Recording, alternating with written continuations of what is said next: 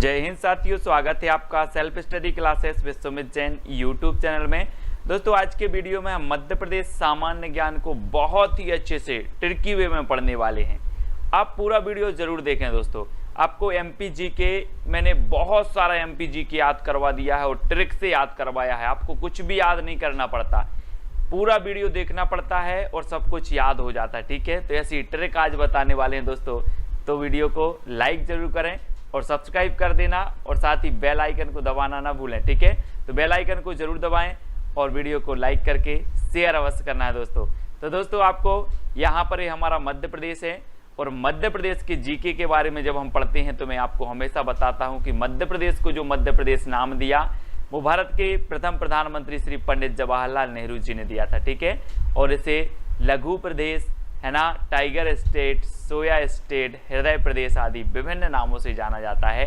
और मध्य प्रदेश का सामान्य ज्ञान आज हम पढ़ रहे हैं दोस्तों। अब आपको बताना है कि स्याही एवं पेंट उद्योग प्रयोग किया जाने वाला भेलाला कहाँ पाया जाता है।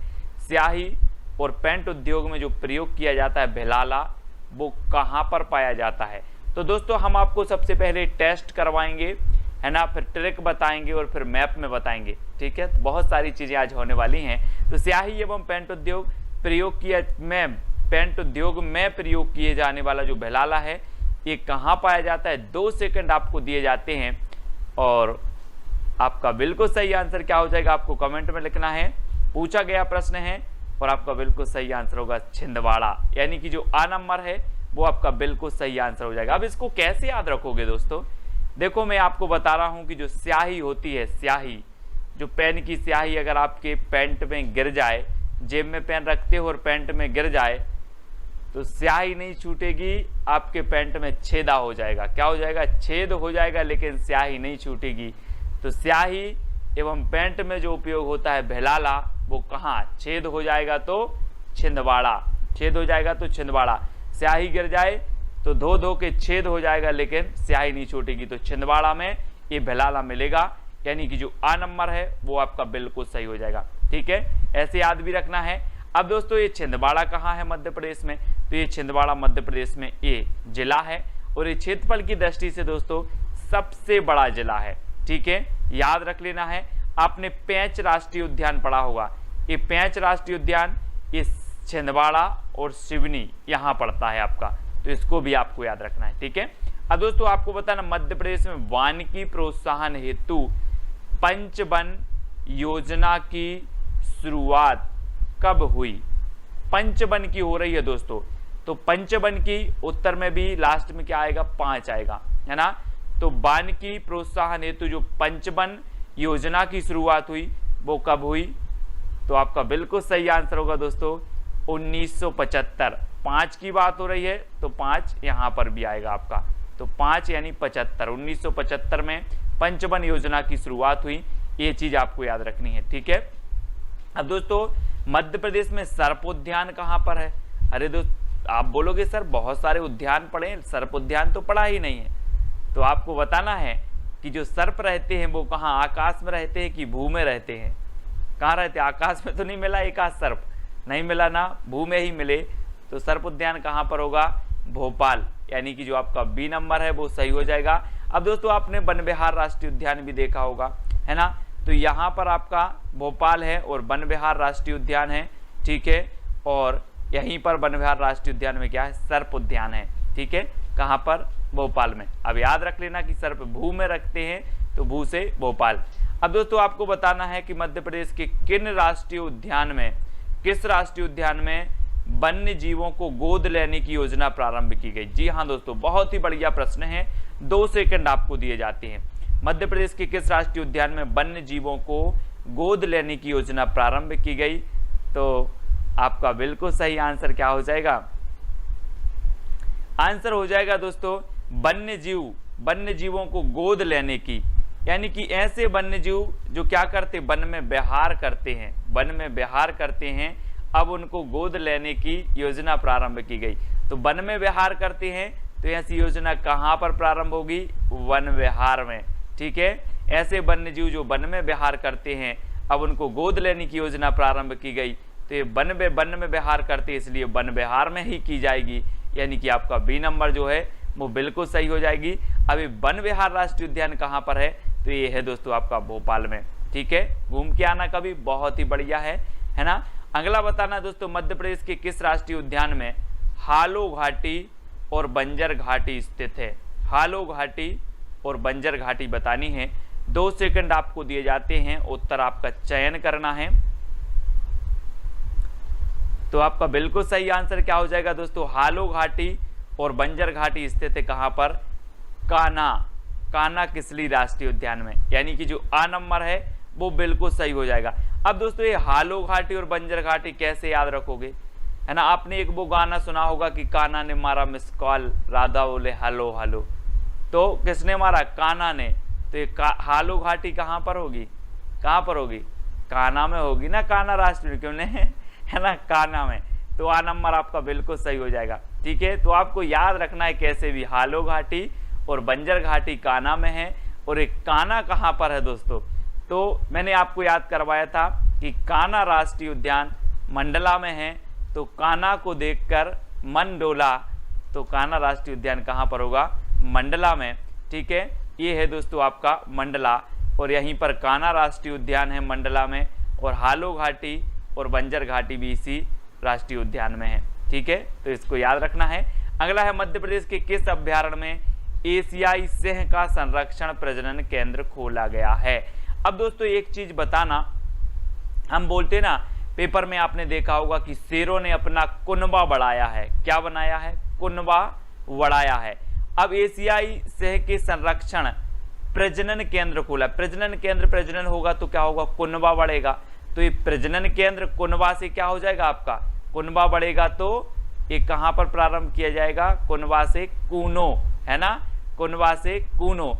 तो कूनो राष्ट्रीय उद्यान में ये जो है प्रारंभ किया गया है एशियाई सिंह संरक्षण प्रजनन केंद्र, कूनो, ये याद रख लेना है। ठीक है, इसे 2018 में दोस्तों टाइगर प्रोजेक्ट में शामिल किया गया, राष्ट्रीय उद्यान बनाया गया कूनो। अब ये कूनो कहाँ पर है दोस्तों, तो ये पालपुर जो कूनो है ये श्योपुर में है। ठीक है, ये है आपका श्यो, है ना, श्योपुर मध्य प्रदेश में, और यहाँ पर कूनो है और कूनो राष्ट्रीय उद्यान है। ठीक है, जिसे टाइगर प्रोजेक्ट में भी शामिल किया गया है, एशियाई सिंह संरक्षण प्रजनन केंद्र भी यहीं पर खोला गया कूनो में। ठीक है, याद रखना है। अब दोस्तों आपको बताना, माधव राष्ट्रीय उद्यान शिवपुरी से कौन सा राष्ट्रीय राजमार्ग गुजरता है, मोस्ट इंपोर्टेंट, कई बार एग्जाम में पूछा गया है। माधव राष्ट्रीय उद्यान आपका कहां पर है, सबसे पहली बात तो यहीं पर शिवपुरी में। अब इस माधव राष्ट्रीय उद्यान शिवपुरी से कौन सा राष्ट्रीय राजमार्ग गुजरता है, अब यहाँ पर आया है दोस्तों शिव, तो शिव जी को आपने देखा 3 ही इनके हथियार हैं, कौन कौन से, 3 कौन कौन से हैं, सर्प है, त्रिशूल है और डमरू हैं, ये 3 हैं, शिव जी के 3 ही हथियार हैं, है ना। तो आपको बताना है कि 3 आया है, और ये माधव राष्ट्रीय उद्यान शिवपुरी से गुजर रहा है राष्ट्रीय राजमार्ग, तो कौन सा गुजरेगा, 3 गुजरेगा, 7 गुजरेगा या 4 गुजरेगा, कौन सा गुजरेगा। शिव की बात आई है तो शिव जी के 3 ही हथियार हैं, तो NH3। ठीक है, ये चीज आपको याद रखनी है, आपसे पूछा जाता है हमेशा, तो इस प्रकार से याद भी रखेंगे। और ये है दोस्तों आपका शिवपुरी, है ना, यहाँ माधव राष्ट्रीय उद्यान भी है आपका, और माधव राष्ट्रीय उद्यान है, और यहीं से NH जो 3 है वो राष्ट्रीय उद्यान भी यहीं से गुजरा है। ठीक है, इसको याद रखेंगे। अब दोस्तों आपको बताना, मध्य प्रदेश सरकार में मत्स्य पालन को कृषि का दर्जा कब मिला। अब दोस्तों एक चीज बताना कि व्यक्ति अपनी संतान का पालन करता है, किसका, संतान का पालन करता है, लेकिन यहाँ पर तो मत्स्य का पालन हो गया। तो मत्स्य का पालन हो गया मतलब ये भी कैसी है, संतान के समान है, संतान के समान ही पालन करती होगी। तो संतान से क्या बनेगा आपका, 57, है ना, 1957। अभी हमने देखा था कि व्यक्ति अपनी संतान का पालन करते हैं, लेकिन अब मत्स्य का भी पालन करते हैं, तो ये भी संतान की तरह ही करेंगे। तो मत्स्य पालन को कृषि का दर्जा कब मिलेगा, संतान, यानी कि 97। ठीक है, तो 12 नंबर आपका बिल्कुल सही हो जाएगा, 1997। ठीक है, इस प्रकार से रखेंगे। और ये 1997 मत्स्य पालन को कृषि का दर्जा दिया गया। और मध्य प्रदेश में कौन सी फसलों की अधिक कृषि होती है दोस्तों, फसलें बहुत सारी हैं, है ना। सोयाबीन यहाँ पर ज़्यादा बुवाई होती है, इसलिए सोया स्टेट मध्य प्रदेश को कहा जाता है। सोयाबीन में सर्वाधिक प्रोटीन पाया जाता है। लेकिन जो फसलों की सर्वाधिक कृषि होती है वो कौन सी फसलों की होती है? तब आपका बिल्कुल सही आंसर होगा खरीफ फसलों की। जो बरसात में बोई जाने वाली फसल होती हैं उन फसलों को कहा जाता है खरीफ फसलें, ठीक है। और खरीफ फसलों को जो है कृषि सर्वाधिक होती है मध्य प्रदेश में, ठीक है, याद रखना है। अब दोस्तों आपको बताना है राष्ट्रीय सोयाबीन अनुसंधान केंद्र कहाँ पर है। तो सोयाबीन अनुसंधान केंद्र आपको बताना है, और मैंने आपको याद करवाए थे जब अनुसंधान केंद्र कि अगर सोयाबीन कैसे फ्री में बांट दूं, मैं बोलूं कि मैं सोयाबीन फ्री में बांट रहा हूं, तो लोग दौड़ दौड़ के आएंगे, है ना। तो सोयाबीन अनुसंधान केंद्र कहां पर होगा? इंदौर। दौड़ के आएंगे मतलब इंदौर, यानी कि 12 नंबर आपका बिल्कुल सही हो जाएगा, ठीक है। और ये है दोस्तों आपका इंदौर, यहाँ पर सोयाबीन अनुसंधान केंद्र है, ठीक है। और एक चीज और बता दूं दोस्तों, ये उज्जैन में एशिया का सबसे बड़ा सोयाबीन कारखाना है। क्या है? एशिया का सबसे बड़ा सोयाबीन कारखाना कहाँ पर है? इंदौर में। और सोयाबीन अनुसंधान केंद्र कहाँ पर है? तो ये सोयाबीन कारखाना उज्जैन में, और जो अनुसंधान केंद्र है वो कहाँ पर है? इंदौर में, ठीक है। तो याद रख लेना, है ना, सोयाबीन का कारखाना तो उज्जैन और अनुसंधान केंद्र तो इंदौर, ठीक है, इसको याद रखेंगे। अब आपसे पूछा जाएगा दोस्तों कौन सा बांध चंबल परियोजना के अंतर्गत नहीं है? कौन सा बांध नहीं है चंबल परियोजना के अंतर्गत? जवाहर सागर, गांधी सागर, राणा सागर या फिर सम्राट अशोक सागर। तो एक चीज बताना दोस्तों, मैंने आपको जब बांध याद करवाए थे चंबल के, है ना, तो मैंने आपको बताया था कि जो है यहाँ पर मंदसौर में गांधी सागर बांध बना है चंबल नदी पर, फिर जवाहर सागर राजस्थान में, राणा सागर भी राजस्थान में बने हैं। मतलब चंबल नदी पर ये तीनों बने हैं, जवाहर, राणा और गांधी, है ना। और सम्राट अशोक सागर नहीं बना है, यानी कि जो विकल्प नंबर आपका डी है वो आपका बिल्कुल सही हो जाएगा, ठीक है ना। और चंबल नदी यहाँ से निकलती है दोस्तों महू से, है ना, महू के पास जानापाव से निकलती है, और इस प्रकार से यहाँ से बहती हुई ये मंदसौर जाती है, मंदसौर, है ना, मंदसौर के यहाँ से निकलती है, यहाँ से राजस्थान में, और यहाँ से राजस्थान और मध्य प्रदेश की बॉर्डर से होते हुए यहाँ जाके यमुना में मिल जाती है, ठीक है। तो है ना, तो इस प्रकार से याद रखना है। और यहाँ पर आपका गांधी सागर डैम बना है मंदसौर में, और उसके बाद, है ना, जवाहर सागर, राणा सागर डैम बने हैं, कोटा बैराज, ठीक है। अब किस मिट्टी में बालू की कमी होती है दोस्तों? बालू की कमी किस में होती है? तो अब 4 विकल्प हैं, 4 में से एक का चयन करना है कि बालू की कमी किस में होती है। अब दोस्तों एक चीज बताना है आप कि आप बालों में, आप अगर गांव में रहते हो तो बालों में कौन सी मिट्टी डाली जाती है? काली मिट्टी। बालों में काली मिट्टी डाली जाती है, तो बालू की कमी किस में रहेगी? बालू की कमी रहेगी कौन में? काली में। बाली से काली में बाली की कमी, है ना, काली में बाली की कमी यानी बालू की कमी। तो इस प्रकार से काली मिट्टी में बालू की कमी रहती है, यानी जो 1 नंबर है वो आपका बिल्कुल सही हो जाएगा, ठीक है। तो जैसे भी याद करना है वो आप याद रख लेंगे, ठीक है। अगला दोस्तों आपको बताना, राज्य में रेगुर किस मिट्टी को कहा जाता है? रेगुर। अब एक चीज बताना दोस्तों, मध्य प्रदेश राज्य की बात हो रही है, 2 सेकंड में आपको उत्तर का चयन करना है। जब तक मैं आपको बता दे रहा हूं कि मध्य प्रदेश में सबसे ज्यादा जो मिट्टी पाई जाती है वो कौन सी मिट्टी पाई जाती है? काली मिट्टी, ठीक है। काली मिट्टी मध्य प्रदेश में पाई जाती है, और काली मिट्टी को रेगुलर इस पर क्या होती है? कृषि होती है, कृषि की जाती है रेगुलर। तो रेगुलर से रेगुर मिट्टी किसे कहा जाएगा? अब रेगुलर की जा रही है कृषि किस मिट्टी पर? काली मिट्टी पर। तो रेगुर मिट्टी मध्य प्रदेश में काली मिट्टी को ही कहा जाता है। ये प्रश्न पूछा गया है, यानी कि जो आ नंबर है वो आपका बिल्कुल सही हो जाएगा, ठीक है ना। इस प्रकार से याद रख लेंगे कि सर मध्य प्रदेश में सबसे ज्यादा मिट्टी काली मिट्टी है, और काली मिट्टी को रेगुलर कृषि की जाती है, इसलिए रेगुर मिट्टी किसे कहा जाता है? काली मिट्टी को, ठीक है। इस प्रकार से याद रखेंगे।